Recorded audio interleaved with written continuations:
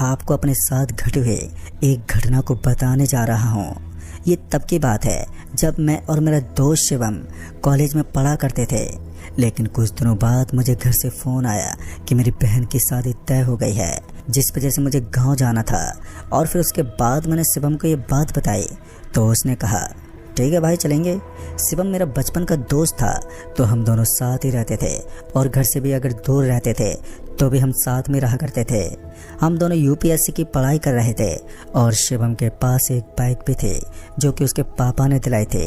तभी उसने कहा ठीक है कल शाम को निकलते हैं। और इतना कहने के बाद हम दोनों अपनी पैकिंग करने लगे और फिर अगले दिन हम शाम होते ही निकलने लगे। मगर जब हम निकले तो उस वक्त मौसम बहुत ही ज़्यादा ख़राब था और हम दोनों को 2 दिन पहले ही जाना था, जिस वजह से हमने ज़्यादा नहीं सोचा और निकल पड़े। जब हम निकले तो उस वक्त शाम के 7 बज रहे होंगे और उस समय सर्दियों का मौसम था और इन दिनों शाम जल्दी ढल जाती है। और हम लोगों ने जब आधा घंटे का रास्ता तय किया कि तभी रास्ते में बादलों की गड़गड़ाहट ज़ोरों से शुरू हो गई। फिर हम समझ गए कि अब बहुत ही तेज़ बारिश होने वाली है। हमने इतना भी बोला ही होगा कि तभी ज़ोर से बारिश शुरू हो गई और साथ ही एक तेज़ हवा भी। फिर थोड़ी देर के बाद मौसम कुछ ज़्यादा ही तेज़ होने लगा, जिस वजह से हमें सर छुपाने के लिए कोई जगह चाहिए थी।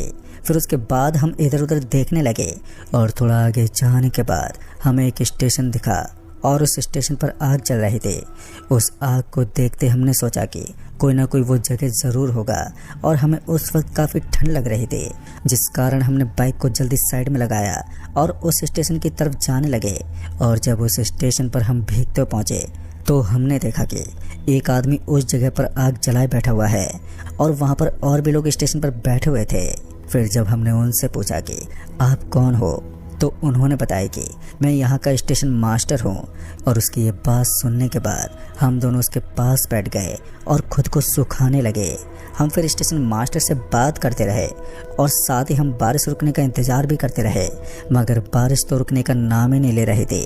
और फिर कुछ समय के बाद वहाँ काफ़ी रात भी हो गई, मगर इस बारिश को पता नहीं क्या मंजूर था। मैंने इतना सोचा ही होगा कि तभी उस स्टेशन पर किसी ट्रेन ने हॉर्न मारा और उसके बाद एक ट्रेन उस स्टेशन पर आई। और जब हमने उस ट्रेन की बोगी में देखा तो हमने पाया कि उस ट्रेन की बोगी तो खाली पड़ी हुई है, मगर उस ट्रेन की एक बोगी से शॉल ओढ़े हुए एक लड़की उतरी और फिर वो वहीं खड़ी रही।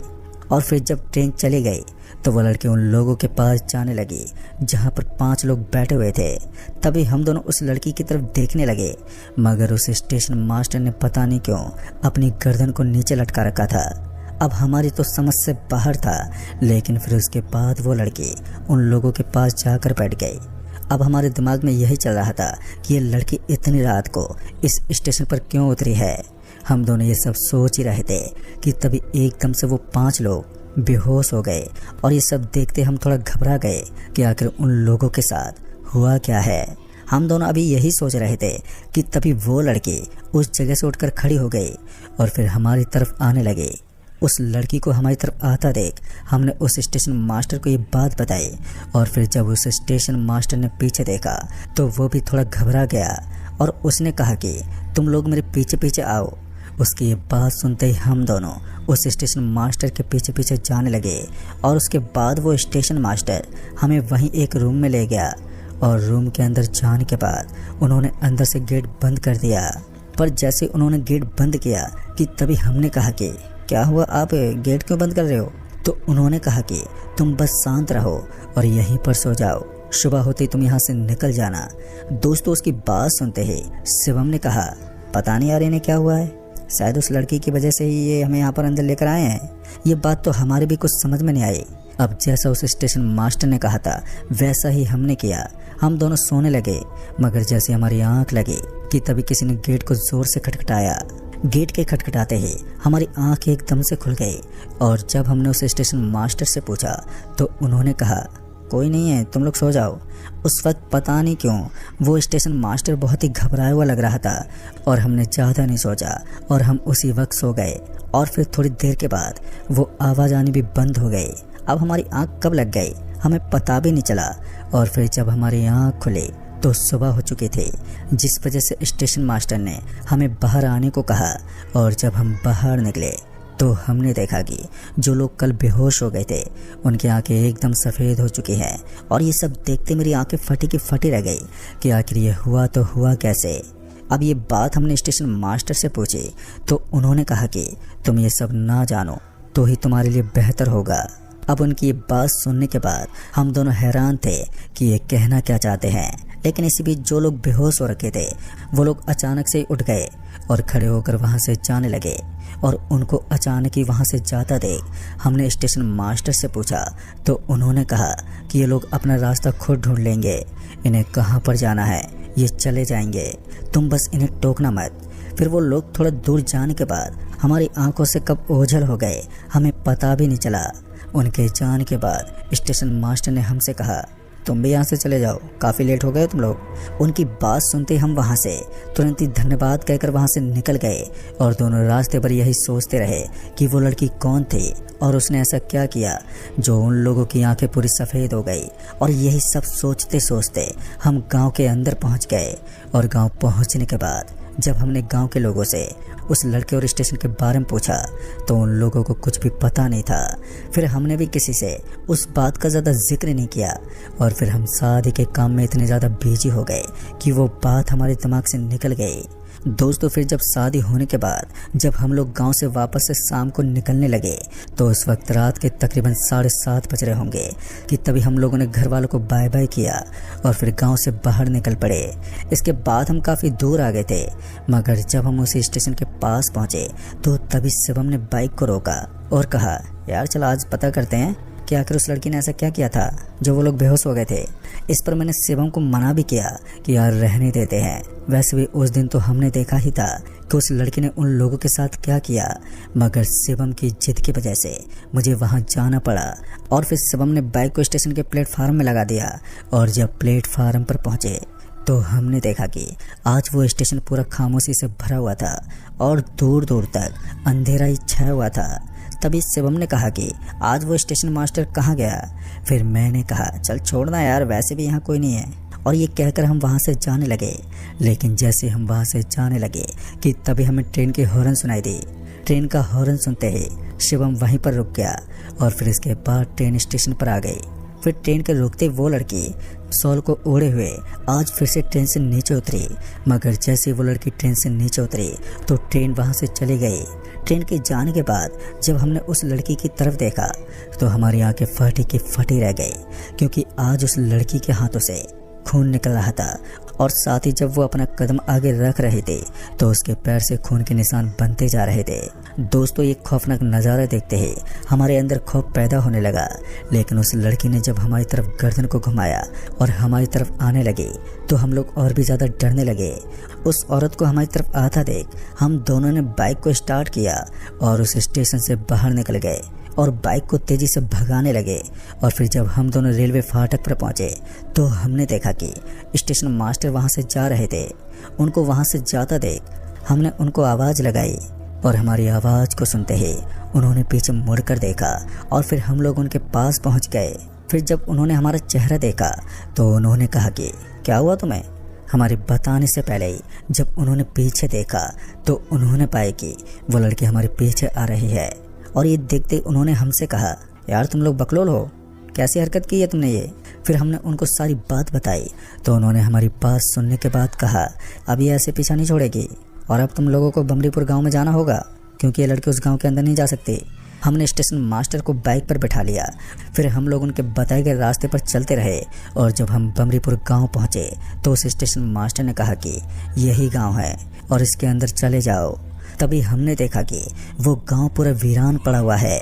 फिर जब हम एक घर के पास रुके तो घर के बाहर हमें एक बूढ़ा आदमी नजर आया और उसके साथ 2 और लोग भी थे। फिर हम लोग बाइक से नीचे उतरे और उनके पास गए। फिर जब उस लड़की के बारे में हमने बताया तो उन्होंने हमारी बात सुनने के बाद कहा कि वो लड़की किसी आदमी के वश में है। वो आदमी जो कहता है वही वो लड़की करती है। कहते हैं कि जब वो लड़की एक गांव में रहती थी तो उससे किसी गांव के लड़के से प्यार हो गया था। लेकिन जिस लड़के से उससे प्यार हुआ था वो लड़का आम लड़का नहीं था, वो एक तांत्रिक था और वो काफ़ी लड़कियों को वश में करता था। मगर जब इस लड़की को उससे प्यार हुआ और फिर कुछ ही दिनों बाद उस लड़की के घर वालों को इस लड़की के बर्ताव में बदलाव आने लगे। पर जब उन्हें पता चला कि उसकी बेटी उस आदमी से प्यार करती है तो उस लड़की के घर वालों ने उससे बहुत ही मना किया और घर से बाहर जाने में पाबंदी लगा दी। पर इसके बाद भी वो लड़की एक दिन छुपते छुपाते घर से बाहर चली गई। फिर जब वो लड़की आई तो उसकी बहनों से आते हुए देख लिया और उसने अपने पापा को बता दिया। मगर इस बार जब वो लड़की उस आदमी से मिल के आई तो उसने पता नहीं रात के वक्त अपने घर वालों की जान ले ली। मगर जब उसके परिवार की सांसें चल रही थी तो उन्होंने उसको कहा कि हमारे मरने के बाद तो कभी भी इस गांव के अंदर नहीं आ पाएगी। और तभी से वो लड़की इस गांव के अंदर नहीं आ पाती और वो उस स्टेशन में ही लोगों को अपने बस में करती है। और फिर लोगों को वश में करने के बाद वो उन लोगों को उसी आदमी के पास ले जाती है। लेकिन जो भी उस लड़की की आंखों में देखता है वो लड़की उसके पीछे पड़ जाती है और जब तक उसका पीछा नहीं छोड़ती जब तक कि वो उन्हें मार ना दे। लेकिन वो आदमी कौन है जो उसको वश में करके रखा है, उसका आज तक कोई पता नहीं चला कि वो कहाँ है। दोस्तों, ये बात सुनते ही हमने उनसे कहा कि पर हमने तो उसकी आंखों में देखा था जिस वजह से वो हमारे पीछे पड़ी है। हमारी बात सुनने के बाद उन्होंने कहा कि बस एक ही रास्ता है, उसका परिवार ही तुम्हें इससे बचा सकता है, क्योंकि आज भी उसके परिवार की आत्मा इस गांव में उसे नहीं आने देती। उनकी ये बात सुनने के बाद हमें थोड़ी बहुत राहत मिली और फिर उसके बाद उन्होंने बताया कि उनका घर इस गांव के आखिर में है। हमें वहीं जाकर उनकी आत्मा को बोलना होगा और तभी हमें उससे छुटकारा मिलेगा। अब हम लोग वहाँ से तुरंत ही बाहर निकले और फिर उस लड़की के माता पिता के घर की ओर जाने लगे। और फिर जब हम उनके घर पर पहुँचे तो हमने देखा कि वो घर तो बहुत ही पुराना था और साथ ही डरावना भी लग रहा था। फिर उस बूढ़े आदमी ने उस घर का दरवाज़ा खोला और फिर जब हम अंदर गए तो हमने देखा कि उस लड़की की फ़ोटो उस घर में लगी हुई थी। उसकी फ़ोटो देखकर हम दोनों अब ये सोचने लगे कि इतने सालों बाद भी ये फ़ोटो अभी भी नई दिख रही है। फिर उसके बाद उस बूढ़े आदमी ने कुछ चीज़ें नीचे रखी और कोई मंत्र पढ़ने लगा। और अब ये सब देखने के बाद हमें ये तो पता चल गया था कि इन्हें भी विद्या मालूम है। और उनके मंत्र पढ़ने के बाद वो पीछे हट गए और जैसे वो पीछे हटे कि तभी वहाँ पर दो आत्माएं आ गई और उनके आते ही हम दोनों थोड़े घबरा गए। और फिर उस बूढ़े आदमी ने उन आत्माओं को सारी बात बताई और उन आत्माओं ने सारी बात सुनने के बाद वो आत्मा एकदम से हमारे अंदर घुस गए। फिर उन आत्माओं के घुसते ही हमारी आंखों के सामने कब अंधेरा छा गया ये हमें पता ही नहीं चला। और फिर जब हमारी आंखें खुली तो हमने देखा कि हम एक स्टेशन पर पड़े हुए हैं। और फिर जब हम खड़े हुए तो उस स्टेशन से निकलकर अपने घर आ गए और हम कभी भी फिर से उस स्टेशन पर नहीं गए। मगर दोस्तों, वो आदमी कौन था जो उस लड़की को बस में करके रखा था, और साथ ही हमें उस आदमी का कभी पता नहीं चला और फिर हमने ये जानने की कोशिश भी नहीं की। पर यह मंजर बहुत ही खौफनाक था जिसमें हमारी जान जाने से बची थी। तो दोस्तों, इस कहानी में बस इतना ही। कहानी आपको पसंद आई हो तो वीडियो को लाइक शेयर ज़रूर कर दें और साथ ही हमें नीचे कमेंट बॉक्स में ज़रूर बताएं